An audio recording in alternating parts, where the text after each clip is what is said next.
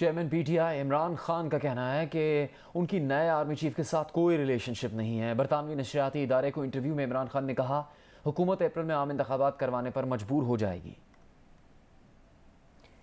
Election से पहले इमरान खान गिरफ्तार हो सकते हैं, लेकिन पीटीआई को इसकी कोई परवाह नहीं, क्योंकि इससे तो पीटीआई और मजबूत होगी। ये कहना था साबिक स्पीकर कौमी असम्बली और रहनुमा पीटीआई असद कैसर का। जियो न्यूज़ के प्रोग्राम कैपिटल टॉक में मेज़बान हामिद मीर से खुसूसी गुफ्तगू में उन्होंने ये कहा। लगता है आपको कि इमरान खान साहब को आइंदा इलेक्शन से पहले नाहल करार दिया जा सकता है या उनको गिरफ्तार किया जा सकता है? बिल्कुल, ये बहुत बुरी तरह जो खान साहब से घबराए हुए हैं। ये अपने घबराहट में और अपने खौफ में कोई भी फैसला कर सकते हैं। हमें कोई परवाह नहीं। बहरहाल अगर ये करना चाहते हैं, प्लानिंग कर रहे हैं, तो ये हमारे लिए मजीद जो है ना स्ट्रेंथ बनेगा। जितना भी हमारे खिलाफ ये इकदाम कर सकते हैं, उस इकदाम के बदले हमें मजीद ताकत मिलेगी। और अभी आपको बताएं कि इस इंटरव्यू में असद कैसर ने कहा कि पीटीआई के 35 एमएनएस के इस्तीफे मंजूर करके स्पीकर ने नाइंसाफ़ी की है। राजा परवेज़ अशरफ ने उन्हें खुद असम्बली में वापसी की दावत दी और उसके बाद इस्तीफे कबूल कर लिए। क्या उसने टोटल गैर कानूनी और गैर आइनी काम किया है? मेरे इनके साथ एक ही मुलाकात रही है, जो हमारी कलेक्टिव मुलाकात थी, जो उस दिन हमारी जो मीडिया में आया था। इससे आगे पीछे मेरी कोई मुलाकात नहीं रही। जो इसकी मीडिया में स्टेटमेंट आती थी वही हमने फॉलो किए हैं। अच्छा। और उसमें तो इन्होंने हमें कहा कि आप असम्बली में आ जाओ, आपके लिए असम्बली का प्लेटफार्म अच्छा है, आप अपनी बात करो। तो ये जो स्पीकर साहब ने ये जो 35 इस्तीफे कबूल किए हैं और फेडरल मिनिस्टर्स इसको 35 पंक्चर कह रहे हैं, इस मामले को आप अदालत में चैलेंज करने का इरादा रखते हैं या नहीं रखते? नहीं, हमारा कोई इरादा नहीं है इसको अदालत में चैलेंज करने का। बस ठीक है, ज़िमनी इंतखाबात हों। मैं उसको थैंक्स करूँगा परवेज़ अशरफ साहब को कि इन्होंने हमारे लिए अच्छा इन्वायरमेंट, अगरचे उसने एक गैर कानूनी काम किया है, इमोरल है और उसके साथ सूट नहीं करता, लेकिन पॉलिटिकली उसने हमें अच्छा ग्राउंड दिया है। इलेक्शन के दौरान जो है लोग और भी मोबिलाइज होते हैं, एक और इन्वायरमेंट बनता है और वैसे ही इलेक्शन होगा ना। इलेक्शन तो हमारे पंजाब और केपीके में होगा, तो ये भी साथ हो। कराची के इलाके साइट में डीआरओ किमाड़ी के दफ्तर के सामने एक बार फिर पीपल्स पार्टी और पीटीआई के कारकुनान पहुंचना शुरू हो गए हैं। इसके अलावा गुलशन इकबाल में उर्दू यूनिवर्सिटी के सामने भी एहतजाज जारी है। इन दोनों मामलात की अपडेट लेंगे। हमारे साथ मौजूद हैं जियो न्यूज़ के नुमाइंदे तारिक अबुल हसन और दानियाल सैयद। तारिक अबुल हसन, इस वक्त क्या सूरत हाल है एहतजाज से मुतालिक? इस वक्त जमात इस्लामी के कारकुनों ने यूनिवर्सिटी रोड को बंद कर दिया है, उर्दू यूनिवर्सिटी के एंड सामने। उसके बाद ट्रैफिक बहुत बुरी तरह जाम है यूनिवर्सिटी रोड के ऊपर, और इनका एहतजाज इस बारे में है कि सफूरा टाउन की 2 यूसीज और गुलशन टाउन 1 के यूसीज के नताइज रोके गए हैं और उसमें जो दुरुस्तगी है उनके मुताबिक वो अभी तक नहीं की गई है। तो इस पर जो है जमात इस्लामी के कारकुनान एहतजाज कर रहे हैं और ये कह रहे हैं कि ये ताखिर नताइज तब्दील कर सकती है। इन नशिस्तों के ऊपर जमात इस्लामी जीती हुई है। तो इस चीज़ के ऊपर जमात इस्लामी के कारकुनान जो एहतजाज कर रहे हैं, पुलिस की भारी नफरी वहाँ यूनिवर्सिटी रोड पर पहुँच गई है और इस वक्त मुज़ाकरात किए जा रहे हैं मुजाहिरीन से कि रोड को क्लियर कर दिया जाए। दानियाल, ये बताइएगा कि डीआर ऑफिस किमाड़ी के बाहर तो शाम में भी कशीदगी थी, इस वक्त क्या सूरत हाल है? दानियाल सैयद से हम इस बारे में बात करेंगे। दानियाल, अगर आपको आवाज़ आ रही है आप बता सकते हैं कि काफ़ी पहले से यहाँ पर एहतजाज किया जा रहा था, अब तक क्या इन एहतजाज करने वालों से पुलिस ने, इंतज़ामिया ने कोई बात नहीं की? जी बिल्कुल, देखें ये किमाड़ी डीसी ऑफिस के बाहर पाकिस्तान तहरीक इंसाफ और पाकिस्तान पीपल्स पार्टी के कारकुनान थे जो शाम में आमने सामने आए थे और उसके बाद पुलिस की जानिब से लाठीचार्ज किया गया था जब इन मुजाहिरीन ने कानून को हाथ में लेने की कोशिश की थी। और उसके बाद पाकिस्तान तहरीक इंसाफ ने रात 8 बजे डीसी ऑफिस के सामने मेन हबीब बैंक चौरंगी पर एहतजाज का ऐलान किया था, जिसके बाद कारकुनान पहुंचे, सड़क को ब्लॉक कर दी थी। पुलिस के आला हुकाम यहाँ पर पहुंचे, मुजाहिरीन से मुज़ाकरात जारी थे। मुजाहिरीन जब नहीं माने तो पुलिस ने लाठीचार्ज करके मुतादिद कारकुनों को हिरासत में लिया था, जिसके बाद पीटीआई की जो आला क़यादत है उनसे मुज़ाकरात हुए, कारकुनान को छोड़ दिया गया है और अब पाकिस्तान तहरीक इंसाफ के जो कारकुनान हैं उन्होंने सड़क से हट गए हैं, एक किनारे पर मौजूद है, सड़क पर ट्रैफिक की रवानी को बहाल कर दिया बहुत शुक्रिया गया है। दानियाल सैयद और तारिक अबुल हसन तफसील बता रहे थे। स्टेट बैंक की टीम गवर्नर जमील अहमद की सरबराही में कराची चेंबर के दौरे पर गई। इंपोर्ट बंदिश से परेशान ताजरों के दुखड़े सुने। तफसील जानते हैं रियाज एंडी की इस रिपोर्ट में।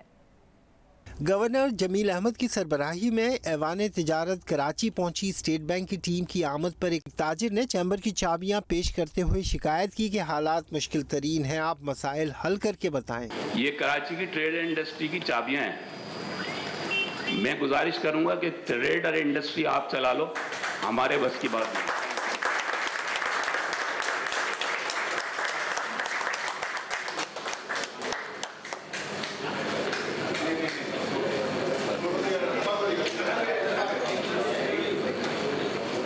जमील अहमद ने तहम्मुल से जवाब दिया। मैंने पहले भी ये जवाब दिया है और रेस्ट अश्योर के ये आपका कंटेनर वाला मसला हम हल करेंगे, आप थोड़ा सा हमें टाइम देना। लुब्बे लुबाब रहा कि पोर्ट पर फंसे कंटेनर की तफसीलात दें, उनकी रिलीज का लाहे अमल बना लेते हैं। फिर एक शिकायत हुई कि स्टेट बैंक का अमला रिश्वत लेकर डॉक्यूमेंट्स क्लियर कर रहा है। जमील अहमद ने इस इल्ज़ाम का बरमला तहफ़्फ़ुज़ किया, लेकिन जब ताजिर ने गवाह पेश करने के लिए कहा तो खामोशी हो गई। हम एक कंटेनर पे आपको $2000 ज़्यादा लेंगे जो ओपन रेट होगा उसका, आप हमें $2000 देंगे तो हम स्टेट बैंक साहब का कंटेनर निकलवा देंगे। आप इसकी इंक्वायरी करें। फॉर्चुनेटली बगैर किसी प्रूफ के बात करेंगे ना तो मुनासिब नहीं है। मैं आपके यहाँ ले आऊँगा सर, आप मुझे पर्सनली बोलेंगे इसके खिलाफ कार्रवाई नहीं लेंगे, उसने वो आदमी ने जिसने मुझसे पैसे लिए उसको आप ले आओ, आप अपना नंबर दे दें, कोई आपकी कोऑर्डिनेशन में कर दे, मैं आपके उत्तर उसको ले आऊँ। हाँ चलें ठीक है, आप मेरे से बात कर लें।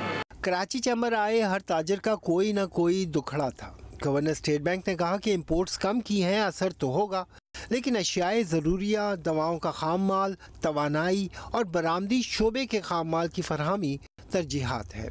पोर्ट पर फंसे कंटेनर की तफसीलात बताएं, मसले का हल देंगे। जमील अहमद ने ऐवान को बताया कि अरब इमारात ने अपने $2 अरब के डिपॉजिट्स रोल ओवर कर दिए हैं। कैमरामैन तलहा खान के साथ रियाज एंडी, जियो न्यूज़, कराची। सहाफ़ियों के तहफ़्फ़ुज़ की अमरीकी तंजीम committee to protect journalist CPJ ने सहाफ़ी शाहिद असलम की फ़ौरी और गैर मशरूत रिहाई का मुतालबा किया है। CPJ ने पाकिस्तानी हुकाम से मुतालबा किया कि मीडिया को फ़ौजी एहलकारों पर रिपोर्टिंग की आज़ादी होनी चाहिए। शाहिद असलम पर साबिक़ army chief general Qamar Javed Bajwa के असासों से मुतालिक न्यूज़ वेबसाइट फैक्ट फोकस के मज़मून में मदद का इल्ज़ाम है।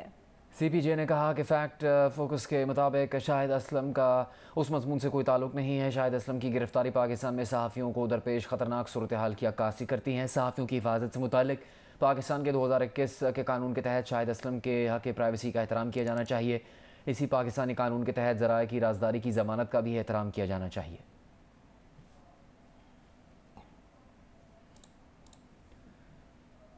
ISPR के मुताबिक बलूचिस्तान के ज़िला पंजगुर के चकाब सेक्टर में सरहद पार से दहशतगर्दों ने कार्रवाई की है। ईरानी सरहद से दहशतगर्दी की कार्रवाई में सिक्योरिटी फोर्सेस के 4 एहलकार शहीद हो गए। ISPR के मुताबिक दहशतगर्दों ने सिक्योरिटी फोर्सेस के काफिले को निशाना बनाने के लिए ईरानी सरजमीन इस्तेमाल की है। जहांगीर रोड कराची की वो शाहराह है जो हर साल तामीर होती है और हर साल मुबैना करप्शन की वजह से टूट जाती है। जिला शर्की की सड़क पर आज से पहर को जियो न्यूज़ के नुमाइंदे सुलेमान सादत खान ने दौरा किया। वहाँ उन्होंने क्या देखा आपको भी दिखाते हैं। ये सूरत हाल देखकर आपको लग रहा होगा जैसे गुज़िश्ता कई सालों से ये सड़क तबाह है, लेकिन ऐसा हरगिज नहीं है। गुज़िश्ता साल दिसंबर में यानी अब से 1 माह कबल ये सड़क जो है वो कराची डेवलपमेंट अथॉरिटी ने तैयार करवाई, लेकिन जिस दिन बनाई उसके अगले रोज ही ये सड़क जो है वो ढह गई। और अब सूरत हाल ये है कि 11 करोड़ रुपए से जायद की लागत से इस सड़क को तामीर करने के लिए सिंध हुकूमत ने फंड जारी किए।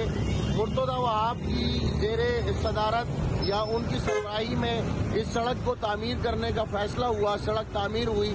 इस सड़क को इस नहज पर और इस हाल पर पहुंचाने वालों का अब तक कोई भी फैसला नहीं हुआ कि उनके खिलाफ क्या हुकूमती कार्रवाई की जाएगी। यहाँ से गुजरने वाले शहरी जो हैं वो जिल्लत का शिकार होते हैं आए रोज। 1 माह कबल बनने वाली इस सड़क का हाल देखकर आप अंदाजा कर सकते हैं कि हुकूमत और इदारे शहर के साथ क्या कर रहे हैं। 1 महीने में इस सड़क का ऐसा हाल कैसे हो गया, समझ से बाहर है। दीगर खबरों में आपको बताएं, वर्ल्ड बैंक ने पाकिस्तान के लिए $1 अरब 10 करोड़ के कर्जों की मंजूरी मौखर कर दी है। आलमी बैंक ने कर्ज की ये मंजूरी आइंदा माली साल तक के लिए मौखर कर दी है। इस $1 अरब 10 करोड़ में एक कर्जा $45 करोड़ का पायदार मईशत के लिए था, जबकि $60 करोड़ का कर्ज सस्ती तवानाई की मद में था। तर्जुमान वर्ल्ड बैंक के मुताबिक बैंक के पाकिस्तान से मुज़ाकरात माली साल 2024 में मुतवक्के हैं।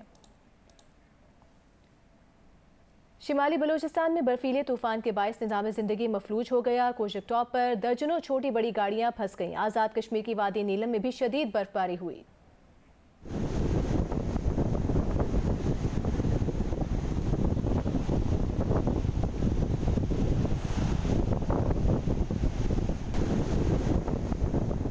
शिमाली बलूचिस्तान में बर्फीले तूफान के बायस निज़ाम ज़िंदगी शदीद मुतासर है।